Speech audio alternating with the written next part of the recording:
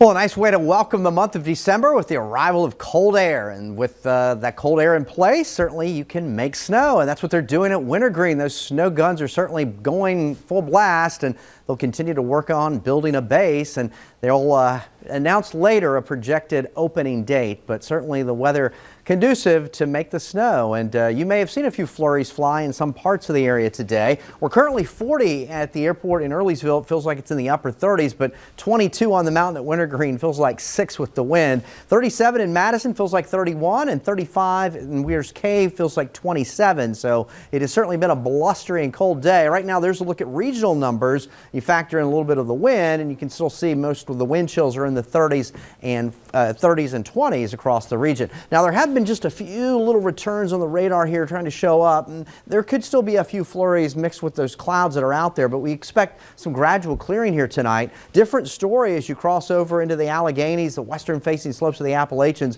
where the snow continues to pile up for areas like Wintergreen and for areas like Snowshoe and areas like Canaan Valley. Temperatures here overnight will settle into the mid and upper 20s, but again, those wind chill values in the teens and low 20s. Then tomorrow we'll have more sunshine than we saw today, but temperatures anywhere from the mid 40s to low 50s across the region. Now, as we take a look at the bigger picture, with a big storm that passed through here yesterday, that's lifting up into Canada, but you can see that broad counterclockwise circulation in association with it, pulling in the colder air, and there's plenty of snow piling up for areas like Cleveland and south of Lake Erie and Lake Ontario. And again, some of those clouds spill over into our neck of the woods, but it's mainly those western facing mountains out to the west receiving a good amount of snowfall. And you can still see the ongoing winter storm warnings, winter weather advisories for a good portion of Ohio, western Pennsylvania, back into portions of West Virginia. So there's a look at current numbers. And again, it was cold last night. There were freeze warnings up across the Gulf coastal region. Of course, yesterday we were dealing with a front coming through, so we're 14 degrees colder